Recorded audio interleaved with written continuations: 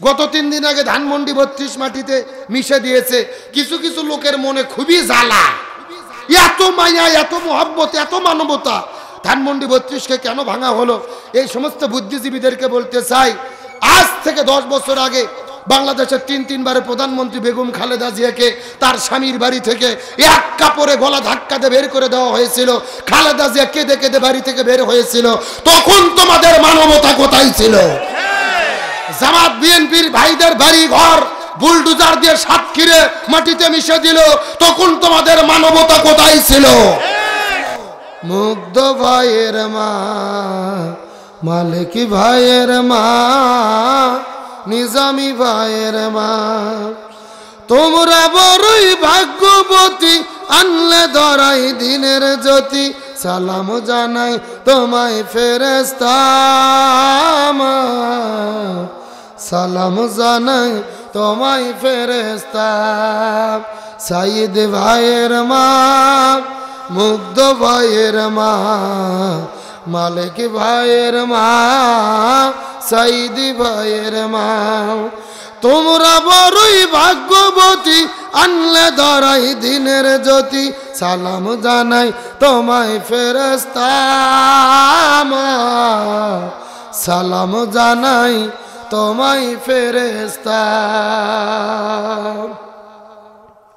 আলহামদুলিল্লাহ, পৃথিবীর মানচিত্রে প্রায় 2 শতাধিক স্বাধীন দেশের মধ্যে মুসলিম সংখ্যা গরিষ্ঠ দ্বিতীয় বৃহত্তম বাংলাদেশের ঐতিহ্যবাহী যশোর জেলার অন্তর্গত ঝিকরগাছা থানায় বাগড়া বিষ্ণুপুর পূর্বপাড়া জামে মসজিদের উন্নতি কল্পে আয়োজিত ঐতিহাসিক তাফসিরুল কোরআন মাহফিল।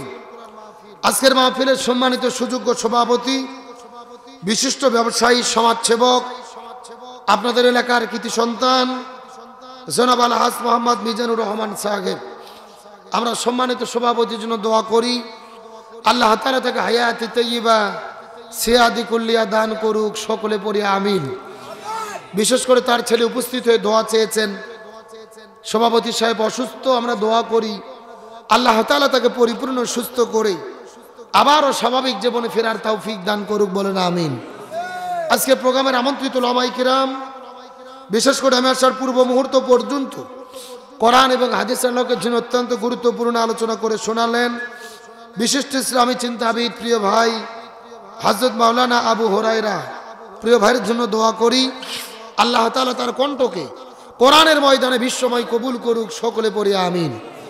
মঞ্চ উপস্থিত আজকের প্রোগ্রামের সম্মানিত উপস্থাপক সহ দিনদার পরেশগার ইমানদার মুত্তাকি ভাইরা, পর্দার অন্তরালে অবস্থানরত মা এবং বোনেরা, সকলের প্রতি শ্রী মোতাবেক শুভেচ্ছা জ্ঞাপন করে দীর্ঘ 1 বছর পরে বাক স্বাধীনতা ফিরে পাওয়ার পরে নতুন স্বাধীন দেশে আপনাদের কাছে জিজ্ঞেস করতে চাচ্ছি, ও যশোরবাসী, আপনারা সকলে কেমন আছেন? আলহামদুলিল্লাহি রাব্বিল।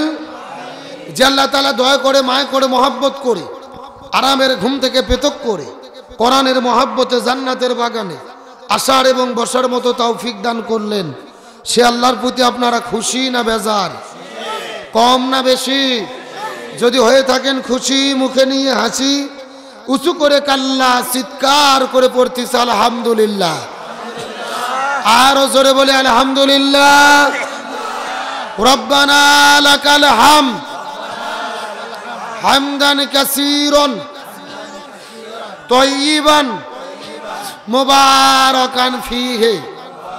চিৎকার করে বলি আল্লাহু আকবার। আরো জোরে বলি আল্লাহু আকবার। এ যশোরের মুসলমান, আল্লাহু আকবার বলতে কি কোনো ভয় আছে? কোনো টেনশন আছে? এই বাংলাদেশে আল্লাহু আকবার বলতেও ভয় ছিল, নারায়ে তাকবীর আল্লাহু আকবার স্লোগান দিতেও ভয় ছিল, যতদিন পর্যন্ত স্বৈরাচার হাসিনা বাংলাদেশে ছিল। আরো জোরে বলেন। এইরকম মাহফিল হাজার হাজার মানুষের দরকার নেই।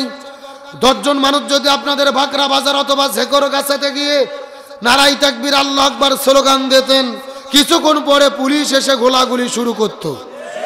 আর এইরকম তাফসীর মাহফিল যদি করতে চাইতেন, ডিসি অফিস, এসপি অফিস, এলাকার ছুটকে ফাটকে নেতা আর তেলতেলা গোয়েন্দারের বাড়ি ঘুরতে ঘুরতে অন্তত 6 জোড়া করে স্যান্ডেল ক্ষয় হতো। তারপরও দেখা যেত এক নেতার নাম পোস্টারে দিলে আর এক নেতার মন খারাপ, আরেক নেতার নাম পোস্টার দিলে আরেক নেতার মন খারাপ। ওদের নিজেদের মধ্যে কুকুরের মতো কামড়া কামড়ির কারণে হাজারো কোরআনের মাহফিল বন্ধ হয়েছে। এমনকি আমি শুনতে পেরেছি আজ থেকে 10 বছর আগে এই জায়গায় আপনারা মাহফিল করেছিলেন, আজিজুল ইসলাম জিয়াদি সাহেব বক্তৃতা করেছিল, যার বক্তব্যের পরে এই গ্রামের মানুষদেরকে জালেমের বাচ্চারা মামলা পর্যন্ত দিয়েছিল। কথা বলেন ঠিক কিনা? আমরা পরিষ্কার করে বলি, দেশ এখন নতুন করে স্বাধীন হয়েছে, বাক স্বাধীনতা ফিরে এসেছে। এখন যদি কেউ কোরআনের মাহফিলে বাধা দেয়, পিঠের চামড়া থাকবে না।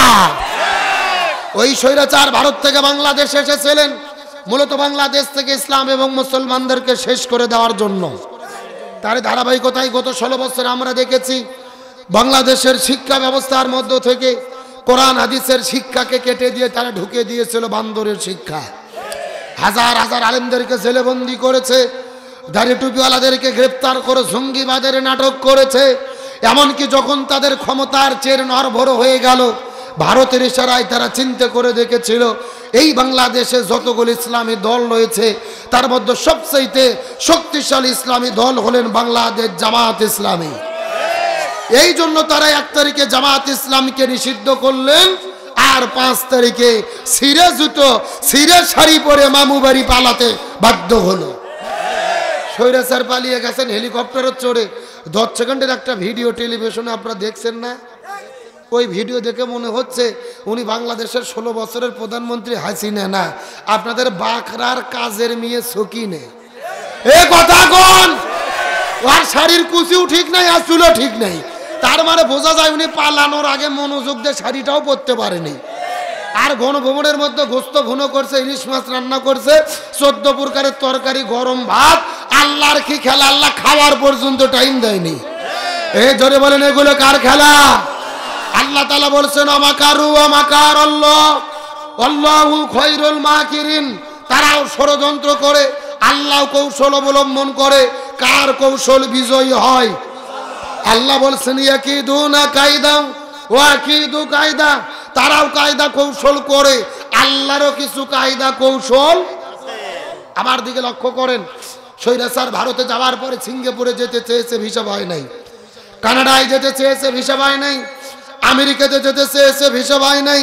কোরআনের পাকে আল্লামা সাইদি বলেছিলেন এমন একটা সময় আসবে এই স্বৈরাচাররা পালানোর জন্য ইঁদুরের গর্ত খুঁজে পাবে না।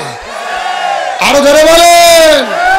আমার মনে বলে আল্লামা সাইদি যে বক্তব্য দিয়ে গেছে, আজকে স্বৈরাচারদের সঙ্গে 100% তার বক্তব্য মিলে গেছে। কিন্তু মনের মধ্যে বড় কষ্ট, ওরা পালিয়ে যাওয়ার পরও ষড়যন্ত্র বন্ধ হয়নি।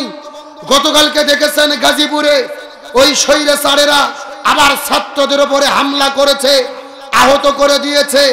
এমনকি আজকে সন্ধ্যের দিকে এক ছাত্রকে লক্ষ্য করে তারা গুলি করেছে।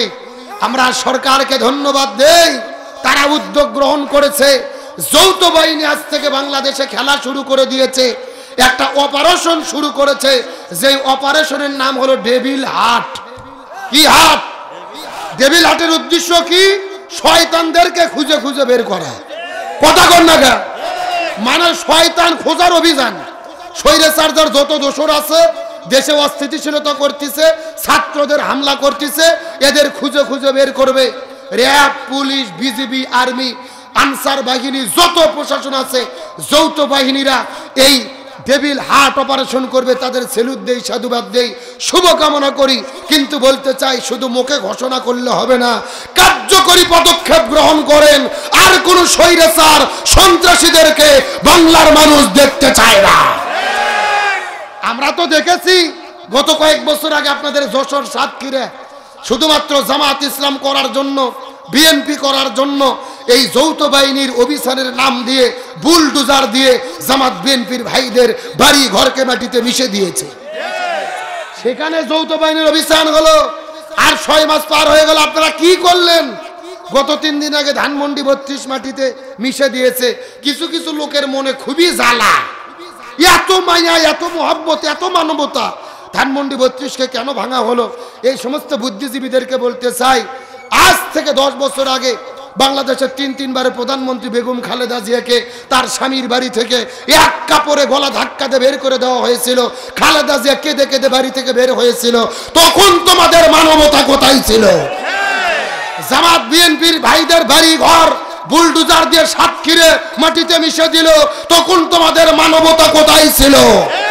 তার মানে বোঝা যায় তখন তোমাদের মানবতা কাজ করেনি। এখন তোমরা মায়া কান্না কাটতেছো, বোঝা যায় এরা হলো স্বৈরাচারের দোসর। আমরা যৌথ বাহিনীকে বলবো এদেরকেও খেলা দেখান, এদেরকেও ভেতরে ঢুকান। এরা তলে তলে বিশৃঙ্খলা করার চেষ্টা করতেছে। এ যশোর মুসলমান পরিষ্কার করে বলি, এই বাংলার জমিনে শত শত আলেমদেরকে যারা জেলে বন্দী করেছে, হাজার হাজার মানুষদেরকে ঘর বাড়ি ছাড়া করেছে, 1800 ছাত্র জনতাকে গুলি করে হত্যা করেছে, আমাদের প্রিয় ভাই আবু সাইদ রংপুরের চত্বরে দাঁড়িয়ে বন্দুকের কাছে বুক পাতে দিয়ে চিৎকার করে বলেছিলেন, আমার মনে দারুণ ঝড়, বুক পেতেছি গুলি কর। একে একে 4টে গুলি করে হত্যা করে বিদায় করে দিয়েছে। মুগ্ধ ভাই পানি বিতরণ করতে গেছে, গুলি করে বিদায় করে দিয়েছে। এই বাংলার জমিন 1800 ছাত্র জনতাকে গণহত্যা করলো যারা, ওই গণহত্যার মহানায়িকা স্বৈরাচার হাসিনাকে ইন্টারপোলের মাধ্যমে ভারত থেকে বাংলাদেশে গ্রেফতার করে এনে প্রকাশ্য দেবালোকে ফাঁসির দড়িতে ঝোলাতে হবে। এই মতের সঙ্গে কারা কারা একমত? দুটি হাত আল্লাহকে তুলে রাখা।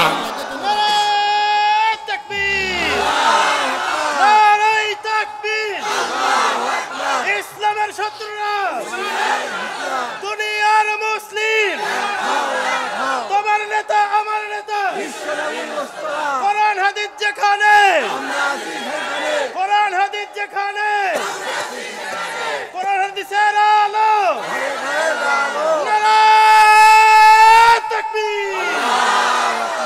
এ যশোরের মুসলমান গভীর মনোযোগ। আল্লাহ বলেছেন, মান কতালা নাফসান বিগাইরি নাফসিন আও ফাসাদিন ফিল আরদ ফাকাআন্নামা কতালান নাস জামিয়া। নিরপরাধ একজন মানুষকে হত্যা করা মানে হলো তামাম পৃথিবীর সমস্ত মানুষকে হত্যা করার শামিল। একজনকে হত্যা করা মানে হলো তামাম পৃথিবীর সকল মানুষকে হত্যা করা। এখন বলেন তো, এই স্বৈরাচাররা কি একজনকে হত্যা করেছে না শত শত হত্যা করেছে? এই হত্যার বিরুদ্ধে কথা বলা কি অপরাধ? বিচার চাওয়া কি রাজনীতি? কিন্তু দেখবেন আগামীকালকে আপনাদের বাকরা বাজারে গল্প হবে, কিছু কিছু লোক গল্প করবে। গতকাল আব্দুল সালাম যুক্তিবাদী এসেছিল ওয়াজ করতে বিষ্ণুপুরে। এটা কি ওয়াজ হলো? এটা রাজনীতি হলো। কথা কর না গা। এরা কিন্তু ওই স্বৈরাচারের দোসর, ওই দলের লোক, কিন্তু আর নিজেদের পরিচয় দেয় না। এখন নিজেদের পরিচয় গোপন করে সুশীল সেজেছে, সুশীল। গভীর মনোযোগ, ভালো করে বোঝেন। আগামীকাল আজকের ওয়াজের বিরোধিতা করবে যারা, মনে করবেন স্বৈরাচারের দোসর তারা। তার কারণ রাসূল বলেছেন, শুধু হাতের মধ্যে তরোয়াল নিয়ে যুদ্ধ করা জিহাদ নয়, জালেমের জুলুমের বিরুদ্ধে কথা বলা সবচাইতে বড় জিহাদ। আর ওই জালেমের জুলুমের বিরুদ্ধে আমি স্বৈরাচার হাসিনা দেশে থাকতেও কথা বলেছি, এখনো বলে যাবো ইনশাল্লাহ। কাউকে ভয় করার দরকার আছে? শোনেন, আর একটা কথা বলে বাদ শুরু করি। এখন আবার নতুন করে কিছু কিছু মুফতি বেড়েছে। মুফতি জীবনে মাদ্রাসার বারান্দায় যায়নি, এরা ফতোয়া দেয় কি জানেন? বলে এখন আর মাহফিলে ওয়াজ হয় না, মাহফিলে যেয়ে কোনো লাভ নাই, মাহফিলে শুধু গিবত হয়, গিবত হয়। মানে আমরা একটু হাসিনের কথা বলি তো ওদের কলজেত লাগে। এখন বলতে পারে না আমাদের নেত্রীর নামে কথা বলে, তা বলে না, বলে হুজুরে শুধু গিবত করে, গিবত করে। ওয়াজ শুনে লাভ কি? একটা ফতুয়া শোনেন, ওয়াজ পরে হবে। গিবত হলো 2 প্রকার। জোরে বলেন কয় প্রকার? এক গিবত হলো হারাম, আর এক গিবত হলো জায়েজ। হারাম কোন গিবত? এই যে মুরব্বি চাচা কোনো অন্যায় করেনি, আমি যদি তার নামে কোনো বদনাম করি, তার বিরুদ্ধে কথা বলি, এটা হলো গিবত। কথা কি ঠিক আছে? কিন্তু এই যে হুজুর, মাথার টুপি, মুখের মধ্যে দাড়ি, কিন্তু আবু জেল যা যা করছে এই হুজুরও তা করছে, এর ব্যাপারে গিবত করা শুধু জায়েজ না, কোনো কোনো ক্ষেত্রে ফরজ। কথা কর না গা। আসেন দলিল নেন কোরআন থেকে। আল্লাহ নিজেই কোরআনে গিবত করে বলেছেন, তাব্বাত ইয়াদা আবি লাহাবিউ ওয়া তাব। আল্লাহ বলতেছেন আবু লাহাবের হাতও ধ্বংস, পাও ধ্বংস, পুরো 14 গোষ্ঠী ধ্বংস। তে আল্লাহ কি আবু লাহাবের গিবত কোরআনে করেনি? আচ্ছা বলেন তো, আল্লাহ কি কোরআনে আবু জেলের কথা বলেনি? ফিরাউনের কথা বলেনি? নমরুদের কথা বলেনি? তার মানে বোঝা যাচ্ছে যাদের চরিত্র ফিরাউন, আবু জেহেল, নমরুদ, হামান, কারুনের সাথে মিলে যাবে, এদের বিরুদ্ধে গীবত করা শুধু জায়েজ না, কোনো ক্ষেত্রে ফরজ। এ কথা কন না কে? এখন আপনার নেত্রীর চরিত্র আবু জেহেলের সাথে মিলে, কথা কন না কে? তাহলে এটা বললে কি গীবত হবে?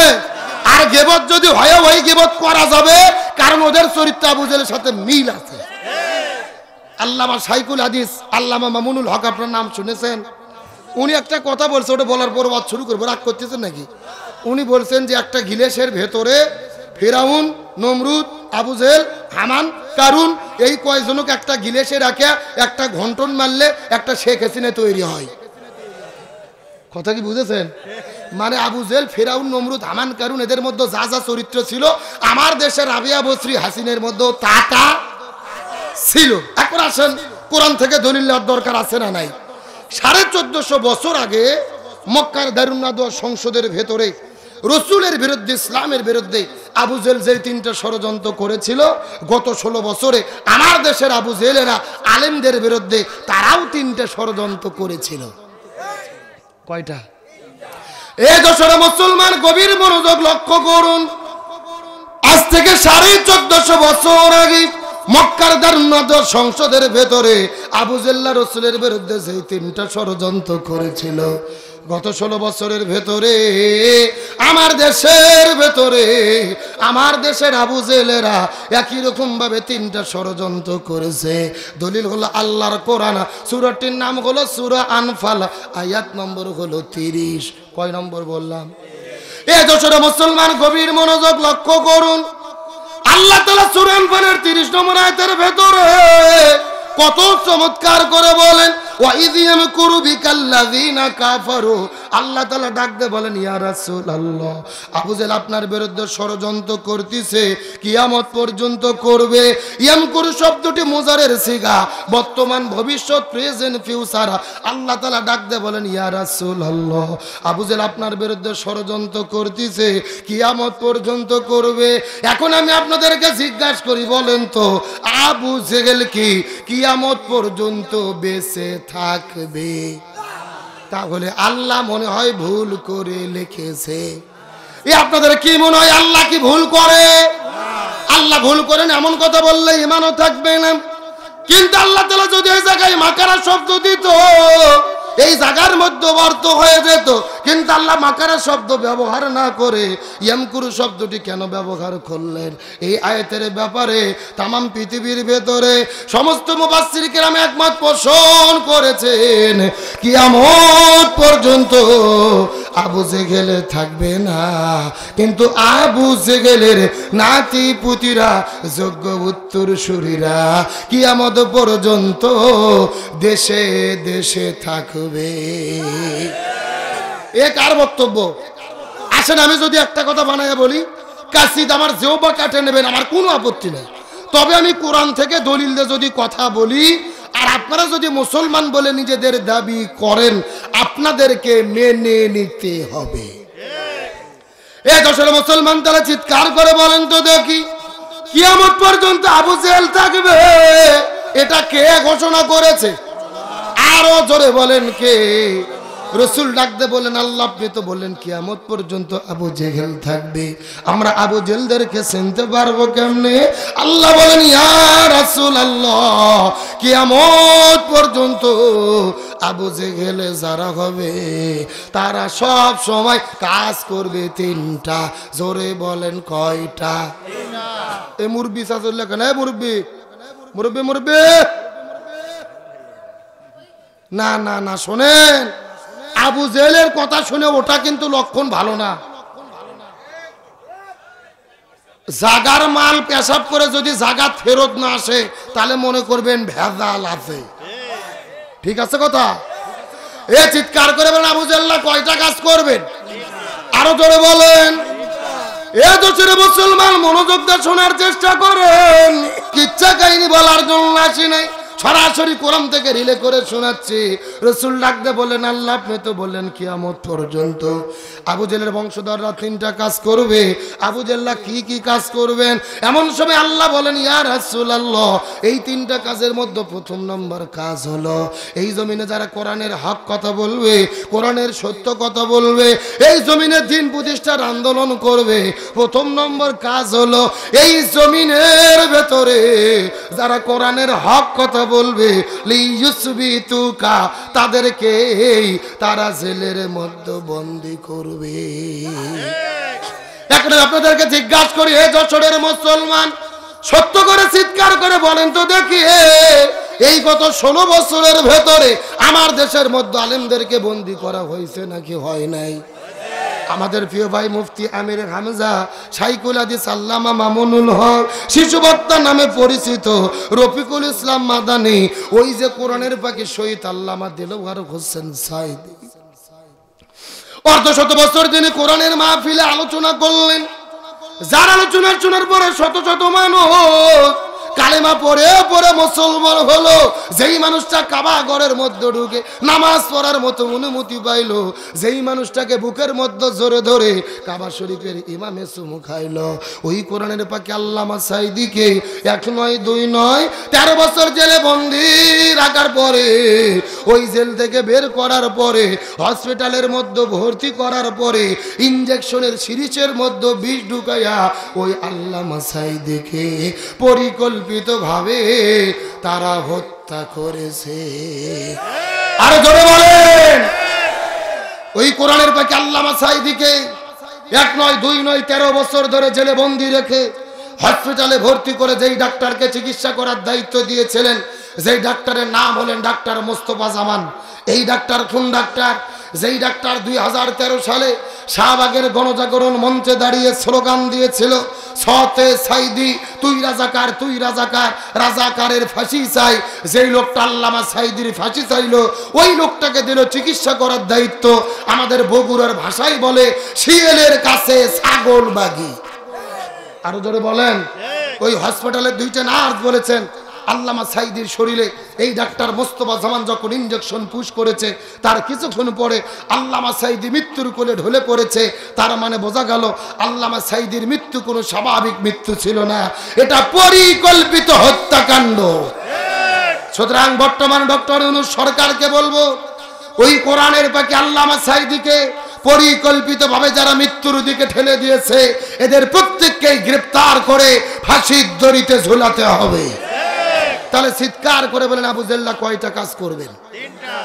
আরো ধরে বলেন। এ যশোরের মুসলমান গভীর মনোযোগ লক্ষ্য করুন। আবু জেহেলরা 3টা কাজ করবেন। তার মধ্যে প্রথম নম্বর কাজ হলো কোরআনের হক কথা যারা বলবেন তাদেরকে তারা জেলখানার মধ্যে বন্দী করবেন। 2 নম্বর কাজ হলো আলেমদের জেলে বন্দী করে তাদেরকে যদি দ্বীনের পথ থেকে ফিরানো না যায়, ইসলামের পথ থেকে ফিরানো না যায়, কোরআনের পথ থেকে ফিরানো না যায়, 2 নম্বর কাজ হলো লিয়াকতুলুকা, প্রয়োজনে তারা তাদেরকে হত্যা করে বিদায় করে দেবে।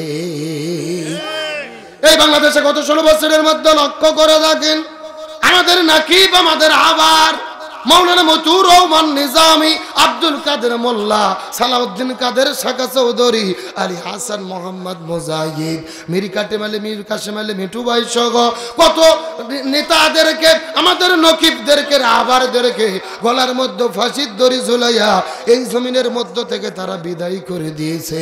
এদের কোনো দোষ ছিল না, এদের কোনো অপরাধ ছিল না। এদের অপরাধ হলো একটা, এই জমিনের ভেতরে তারা কোরআন প্রতিষ্ঠা আন্দোলন করেছিল। এই জন্য 1 নম্বর জেলে বন্দী করবে, 2 নম্বর হত্যা করবে। আর আবু জেহেলের বংশধররা 3 নম্বর কাজ করবে। এই জমিনের ভেতরে যেই আলেমদের জনপ্রিয়তা বেড়ে যাবে, যাদের মাহফিলে হাজার হাজার মানুষের উপস্থিতি ঘটবে, যাদের মাহফিলে লক্ষ লক্ষ যুবকেরা দৌড়ে দৌড়ে ছুটে যাবে, এই আলেমদেরকে দেশের মধ্যে তারা থাকতে দেবে না। লিইখরিজুকা, তাদেরকে তারা দেশ থেকে বের করে দেবে। এই বাংলাদেশে গত 16 বছরের মধ্যে লক্ষ্য করে দেখেন, কোরআনের পাখি শহীদ আল্লামা দেলোয়ার হোসেন সাইদির পরে সবচাইতে যিনি বেশি জনপ্রিয়তা অর্জন করেছিল আমাদের প্রিয় ভাই ডক্টর মিজানুর রহমান আল আজহারি। আরো জোরে বলেন। এই আজহারি ভাই জনপ্রিয়তা অর্জন করার কারণে এই দেশের মধ্যে তাকে থাকতে জায়গা দেওয়া হলো না, তাকেও বাংলাদেশ থেকে মালয়েশিয়া যাইতে বাধ্য করা হলো। এই জন্য আবু জেল্লা তিনটা কাজ করবে, 1 নম্বর জেলেবন্দি করবে, 2 নম্বর হত্যা করবে, 3 নম্বর দেশ থেকে বের করে দেবে। এখন আমি আপনাদের জিজ্ঞাসা করি, বলেন তো এ যশোরের মুসলমান চিৎকার করে বলেন তো গত 16 বছরের ভেতরে এই 3টা কাজ আমার দেশের আবু জেলেরা করছে নাকি করে নাই? এ জোরে বলেন, করছে নাকি করে নাই? তার মানে বোঝা গেল 1450 বছর আগের আবু জেল আর বাংলাদেশের গত 16 বছরের আবু জেল, এদের ভেতরে বিন্দু মাত্র কোনো পার্থক্য নাই। কিন্তু আল্লাহর কি খেলা, আল্লাহর কি ফয়সালা। ওই আবু জেলের বাড়ি ছিল মক্কাতে, কাবা ঘরের পাশে। আবু জেলের বাড়ি আর বাড়ি নাই, আল্লাহ আবু জেলের বাড়িকে বানাই দিয়েছে ইন্টারন্যাশনাল পায়খানা। আর বাংলাদেশের স্বৈরাচার হাসিনা পালিয়ে যাওয়ার পরে গুলিস্তানের তাদের অফিসটাকে জাতীয় টয়লেট বানাইছিল জনগণ। আর গত 3 দিন আগে ধানমন্ডি 32কে মাটির সঙ্গে মিশে দিয়ে ছাত্র জনতা ধানমন্ডি 32কেও জাতীয় টয়লেট ঘোষণা করেছে। এগুলো কার খেলা? জোরে বলেন, কার ফয়সালা? মানুষের উপর যখন জুলুম অত্যাচার সর্বোচ্চ পর্যায়ে চলে যায়, ওই মক্কার আবু জেলের বাড়ি যেরকম পায়খানা, এখন আমার দেশের স্বৈরাচারের এমপি মন্ত্রী দোসর অফিস ধানমন্ডি 32 জাতীয় টয়লেট করতেছে। কিছু ছাত্র দেখলাম ধানমন্ডি 32 ভেঙে কিছু কিছু ইট নিয়ে বাড়িতে যাচ্ছে। সাংবাদিকরা জিজ্ঞেস করলো, কি ব্যাপার তোমরা ইট নিয়ে যাচ্ছ কেন? বলতেছে এই ইটটাকে আমার বাড়িতে স্মৃতি হিসেবে রাখবো, আর একটা ইট নিয়েছি টয়লেটে লাগাবো। কথা কি বোঝেন নাই? মানে তাদের প্রতি মানুষের ঘৃণা এত পর্যায়ে চলে গেছে। ভালো করে বুঝবেন, ওই আবু জেলের বাড়ি ইন্টারন্যাশনাল পায়খানা। তামাম পৃথিবীর মানুষেরা হজ করতে যায়, বেশি করে খায়, কোনো কিছু করুক আর না করুক, আবু জেলের বাড়ির যে কাম সারে। আর আজকে ঢাকাতে গুলিস্তান বলেন, ধানমন্ডি 32 বলেন, এগুলো যদি জাতীয় টয়লেট হয়, সরকারকে বলি জাদুঘর নয়, এগুলোকেও জাতীয় টয়লেট বানানো হোক। ছাত্রদের দাবি মেনে নিয়ে তাহলে বাংলাদেশ যতদিন থাকবে এই দেশের জনগণ তাদের প্রতি ঘৃণা স্থাপন করবে। যুগে যুগে পৃথিবীর ইতিহাস যত জালেম পৃথিবীতে ছিল, কারু বাড়ি পৃথিবীতে আল্লাহ তাআলা টিকেই নাই। ফিরাউনের বাড়ি নাই, নমরুদের বাড়ি নাই, আবু জেলের বাড়ি নাই। এই দেশে যারা আবু জেলের বংশধর তাদের বাড়ি উৎখাত করা হচ্ছে। কি মনে করেন আল্লাহর ইশারা ছাড়া কাজ হয়? গভীর মনোযোগ ভালো করে বোঝেন। তারা চেয়েছিল আল্লামা সাঈদীর মাহফিলে লক্ষ লক্ষ লোক হয়। ওরা ভেবেছিল সাঈদীকে হত্যা করি, আর কোন বক্তার মাহফিলে লোক হবে না।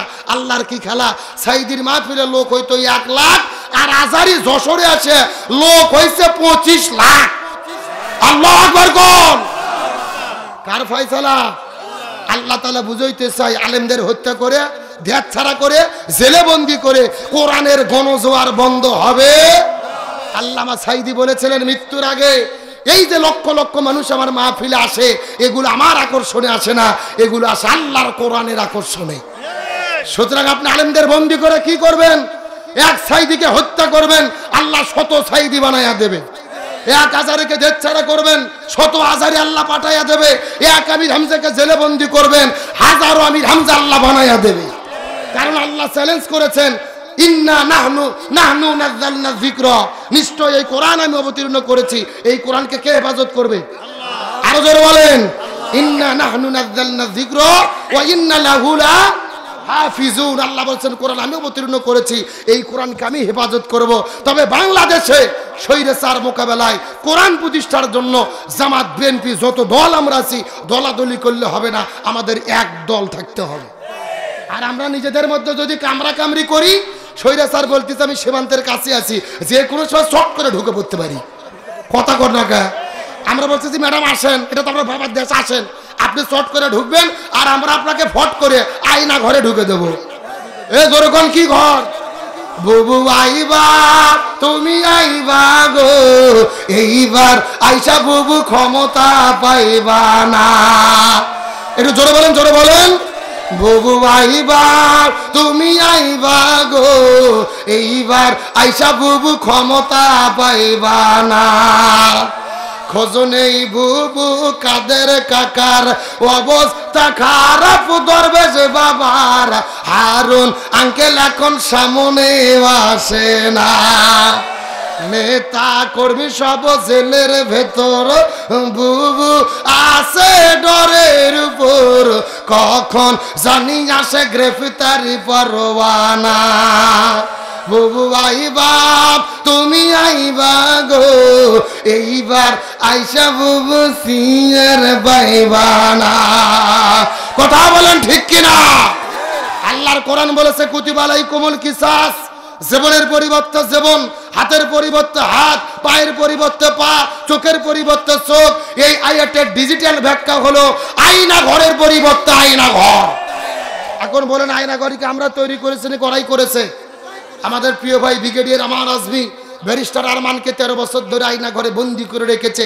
সূর্যের আলো দেখতে দেয়নি বাইরের বাতাস দেখতে দেয়নি এমনকি আজান যখন হতো বক্সে গান বাজাইয়া আজান পর্যন্ত শুনতে দিত না সুতরাং ডক্টর ইউনূস সরকারকে বলবো স্বৈরাচারের এমপি মন্ত্রী দোসর যারা গ্রেপ্তার হয়েছে এদের জেলে রেখে জামাই আদর করলে হবে না এদের প্রত্যেকেই আয়না ঘরে বন্দি করে রাখতে হবে গত 3 দিন আগে দেখেছেন ধানমন্ডি 32 ভেঙে দিয়েছে ওই ধানমন্ডি 32-এর ভেতরেও আয়না ঘরের সন্ধান পাওয়া গেছে কত মানুষের মাথা চুল কত কি বের হচ্ছে একটা মানুষ শুধু ক্ষমতার থাকার জন্য কত জুলুম করতে পারে বাংলাদেশের নাগরিক না হলে আমরা বুঝতাম না আলোচনা কি চলবে শেষ পর্যন্ত থাকবেন তো ইনশাআল্লাহ দেখি থাকবেন না কারাগারে একটু হাত তোলেন আলহামদুলিল্লাহ এক ভাই তুলতে না বুঝে সত্য সত্য কারাগারে থাকবেন হাত তোলেন তো দেখি সবাই সবাই লিল্লাহি তাকবীর এ সাউন্ড হয় না হাত উঠান দিকে উঠান উঠান উঠান মুরবি মুরবি হাত উঠান এই সেলাই হাত উঠে দেখে সবাই একটু গলা কাকার দাম তো দেখে লিল্লাহি তাকবীর আল কোরআনের আলো আল হাদিসের আলো দুনিয়ার মুসলিম ইসলামের শত্রুরা কোরআন আছে যেখানে হাদিস আছে যেখানে লিল্লাহি তাকবীর আলহামদুলিল্লাহ বলেন আপনারা সবাই কিন্তু হাত তুলে ওয়াদা করলেন শেষ পর্যন্ত থাকবেন এখন না থেকে যদি উঠে চলে যান ওয়াদা ভঙ্গ করা কিসের লক্ষণ আরো জোরে বলেন আপনারা কি মুনাফিক হতে চান মুনাফিক হতে চান কি চান না এটা মুনাজাতের আগে বোঝা যাবে জোরে বলেন কিসের আগে মোনাজাতের আগ পর্যন্ত লক্ষ্য করে দেখেন কারা কারা উঠে উঠে চলে যায় যারা যারা উঠে যাবে মনে করবেন এই গ্রুপের লোক আল্লাহ শেষ পর্যন্ত থাকার তৌফিক দিক বলেন আমিন আমি জানতে চাচ্ছি ওই যে বুকের মধ্যে ব্যাস বেঁধে দাঁড়িয়ে আছে এরা কারা এই ভলেন্টিয়ার ছেলে পেলে তোমরা নিজেরাই যদি না বসো সাধারণ লোক কেমনে থাকবে দেখি সামনে এসে বসো দেখি এরা না বসা পর্যন্ত আমি ওয়াজি করবো না ওরা হয় বসবে না হলে বাড়িতে যাবে ধীর ধীর করার টাইম নেই না না ও যে কথা শুনতেছে না ডাসের লাগান চাই আছে কারা এ ভাই চশমালা ভাই সামনে আসুন তো দেখি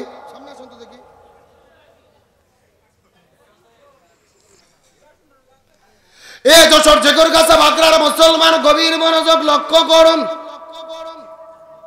এই চারটে অভিযোগের লোক খুঁজে পাওয়া যায় কিনা আর এর মধ্যে আমাদের কি শিক্ষা আছে জানার দরকার আছে না নাই চিৎকার করে বলেন আমরা কিসের মাহফিল এসেছি আর একটু জোরে বলেন আরো জোরে বলেন কিন্তু মনের মধ্যে বড় কষ্ট লাগে এই বাংলাদেশের এমন নেতা আছে যারা বক্তব্য দেয় যে কোরআনের সাথে রাজনীতির কোনো সম্পর্ক নাই নাউজুবিল্লাহ বলবেন না আমি মনে করি যারা বলে কোরআনের সাথে রাজনীতির সম্পর্ক নাই আসলে তাদের সাথে কোরআনের কোনো সম্পর্ক নাই তাদের সম্পর্ক যদি কোরআনের সঙ্গে থাকতো এমন বক্তব্য দিতে পারতো আল্লাহ বলছেন লিকুল্লি তিবিয়ানান এটা এমন একটা কিতাব যেই কিতাবের ভেতরে রান্নাঘর থেকে শুরু করে সংসদ পর্যন্ত যা কিছু লাগবে আমি সব কোরআনে দিয়েছি সুবহানাল্লাহ বলেন গতকালকে দেখলাম এগুলো নেতা এক নেতা মাহফিলের অতিথি হয়ে বক্তব্য দিতে গেছে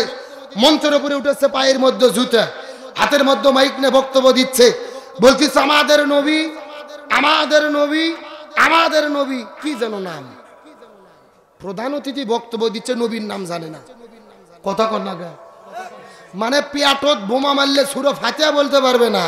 এরা আবার হুজুরদেরকে বলে যে কোরআনের সাথে রাজনীতির সম্পর্ক নাই। কথা কর না কে?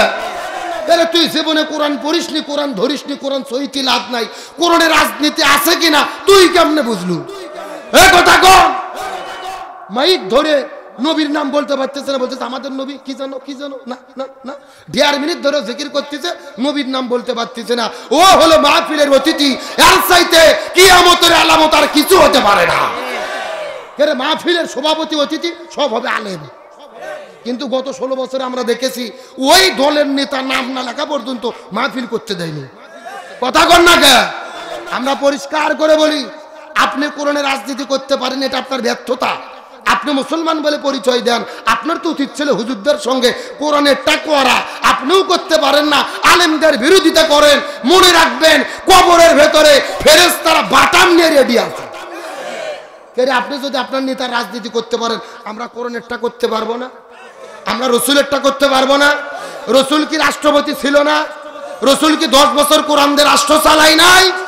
যে আপনি আপনার নেতারটা পড়তেছেন, আমরা রসুলেরটা কোরআনেরটা করতে চাই। গভীর মনোযোগ ভালো করে বোঝেন। নামাজ, রোজা, হজ, যাকাত যেমন ফরজ, তেমনি রূপে জমিনে দিন কায়েমের আন্দোলন করা প্রত্যেকটা মুসলমানের জন্য ফরজ। আল্লাহর কোরআন বলেছেন, ওয়াতাসিমু বিহাবলিল্লাহি জামিআন ওয়া লা তাফাররাকু, তোমরা যদি মুসলমান হও এই জমিনে দিন কায়েমের আন্দোলন করে আল্লাহর রশিকে ঐক্যবদ্ধভাবে আঁকড়ে ধরো। আল্লাহর কোরআন বলেছেন, ওয়ালতাকুম মিনকুম উম্মাতুন ইয়াদউনা ইলাল খায়র ইয়ামুরুনা বিল মারুফ ওয়া ইয়ানহাউনা আনিল মুনকার, মুসলমানদের মধ্যে অবশ্যই একটা দল থাকবে যারা ভালো কাজের আদেশ করবে, অন্যায় কাজে বাধা দেবে। আল্লাহর কোরআন বলেছেন, আল্লাযীনা ইম্মাক্কান্নাহুম ফিল আরদি আকামুস সালাহ ওয়া আতাউয যাকাত ওয়া আমারু বিল মারুফ ওয়া নাহাউ আনিল মুনকার। মুসলমান দল যদি ক্ষমতায় যায়, 4টে কর্মসূচি তারা বাস্তবায়ন করবে। 1 নম্বর নামাজ বাধ্যতামূলক করবে, 2 নম্বর যাকাত ভিত্তিক অর্থনীতি কায়েম করবে, 3 নম্বর ভালো কাজ চালু করবে, 4 নম্বর মন্দ কাজ বন্ধ করবে। ক্ষমতায় যাওয়ার পরে এই 4 কর্মসূচি তারা বাস্তবায়নের ঘোষণা দেবে, মুসলমান হিসেবে তাদের পক্ষেই আমাদের থাকতে হবে। বক্তব্যকে আব্দুল সালাম যুক্তিবাদী না আল্লাহর? সূরা হজ আয়াত নম্বর 41। জোরে বলেন কয় 40? তাহলে দল যদি করাই লাগে কিসের দল করব? এই রাজনীতি যদি করাই লাগে কিসের রাজনীতি করব? কারণ আল্লাহর কোরআন বলেছেন, ওয়া ইয়াবতাগি গায়রাল ইসলামি দীনান ফালা ইউকবালা মিনহু ওয়া হুয়া ফিল আখিরাতি মিনাল খাসিরিন। হে দশরে মুসলমান, গভীর মনোযোগ। আল্লাহ বলেছেন, কোরআন বাদ যদি কেউ বিয়ে করে, ওই বিয়ে আল্লাহর দরবারে কবুল হবে না। কোরআন বাদ যদি কেউ ব্যবসা করে, ওই ব্যবসা আল্লাহর দরবারে কবুল হবে না। কোরআন বাদ যদি কেউ রাজনীতি করে, ওই রাজনীতিও আল্লাহর দরবারে কবুল হবে না। তাহলে শান্তির জন্য কি লাগবে? আসেন আমি আপনাদের যুক্তিতে একটা কথা বুঝাই। যেহেতু নাম লিখে দিয়েছেন যুক্তিবাদী, আমার দিকে তাকান। মনে করেন বাংলাদেশের ঢাকা শহরে বিশাল বড় একটা পানির ট্যাঙ্কি আছে। যখন কিসের ট্যাঙ্কি? ওই ট্যাঙ্কির মধ্যে থেকে পাইপ দিয়ে দিয়ে বাংলাদেশের 64টা জেলায় পানি সাপ্লাই দেওয়া হয়। কিন্তু ওই ট্যাঙ্কির ভেতরে একটা মরা বিড়াল মরিয়ে পৌঁছে গন্ধ উঠে আসে। আমার কথা বোঝা যায়? এখন একটা পাইপ আস্তে আস্তে আস্তে আস্তে আস্তে আপনাদের যশোর বাঁকড়াতেও এসেছে। এখন বলেন তো, বাঁকড়াতে পাইপ দিয়ে যেই পানি বের হচ্ছে, ওই পানি ভালো না গন্ধ? আরো জোরে বলে। এখন গন্ধওয়ালা পানি বের হওয়ার পরে যশোর জেলার যত হুজুর আছে, ইমাম, মসজিদ, খতিব, মুফতি, মুহাদ্দিস, ফকি, আলেমদেরকে ডেকে বলেছে, এই হুজুরের গোষ্ঠীরা, এই যে গন্ধওয়ালা পানি বের হচ্ছে, তোমরা ফু দিয়ে দিয়ে পরিষ্কার করো। হবে? মুখের ফু দিয়ে পানি পরিষ্কার হবে? কেরে আপনাদের যশোরের হুজুরটা দূরের কথা, কাবা শরীফে ইমাম এসেও যদি ফু দেয়, পানি পরিষ্কার হবে? বলেন তো, পানি পরিষ্কার করতে গেলে কি পরিষ্কার করা লাগবে? ওই ঢাকা শহরের ট্যাঙ্কি পরিষ্কার করা লাগবে। এটা কি বুঝতে পেরেছেন? এবার আসল ওয়াজ শোনেন, আসল ওয়াজ। এই বাংলাদেশেও শান্তিপুতির একটা ট্যাঙ্কি আছে, যার নাম হলো সংসদ ভবন। আরো ধরে বলেন। আর ওই সংসদের ভেতর থেকে বাবার আইন, দাদার আইন, চাচার আইন, খালুর আইন, ফুপর আইন, স্বামীর আইন, স্ত্রীর আইন, চাচার আইন, চাচির আইন, কার্ল মার্ক্সের আইন, লেনিনের আইন, পুতিনের আইন, প্লেটোর আইন, সক্রেটিসের আইন, ধর্মনিরপেক্ষতাবাদ, জাতীয়তাবাদ, সোশ্যালিজম, ক্যাপিটালিজম, মানব রচিত তন্ত্র মন্ত্রকে, ভারতের আইন, ব্রিটিশের আইনকে জুতো পিটা করে দেশ থেকে বিদায় করে যতদিন পর্যন্ত কোরআন সংসদের মধ্যে ঢুকাইয়া কোরআন দিয়ে বাংলাদেশ পরিচালিত না হবে ততদিন পর্যন্ত এই জমিনের ভেতরে শান্তি আসতে পারে না, পারে না, পারে না। সুতরাং বাংলাদেশের শান্তি কায়েমের জন্য এই কোরআন দিয়ে বাংলাদেশ চলুক, এটাকে আপনারা চান? কারা কারা চান? দুটি হাত আল্লাহকে তুলে দেখা। দেন তাকবীর, দেন দেখি। নারায়ে তাকবীর, নারায়ে তাকবীর। আল কোরআনের আলো, আল কোরআনের আলো, নারায়ে তাকবীর। স্লোগান হলো কিন্তু সাটলো না। হ্যাঁ, মানে কোনো মতো টানে টুনে পাস। এ মাঝখান থেকে একজন তাকবীর দেন তো, কে পারেন দেখি, স্লোগান দেন তো একজন দেখি, একজন তাকবীর দেন। কে রে, একটা লোক নয়, হাঁটু কাঁপে। এ একজন তাকবীর দেন দেখি, এতগুলো লোকের মধ্যে।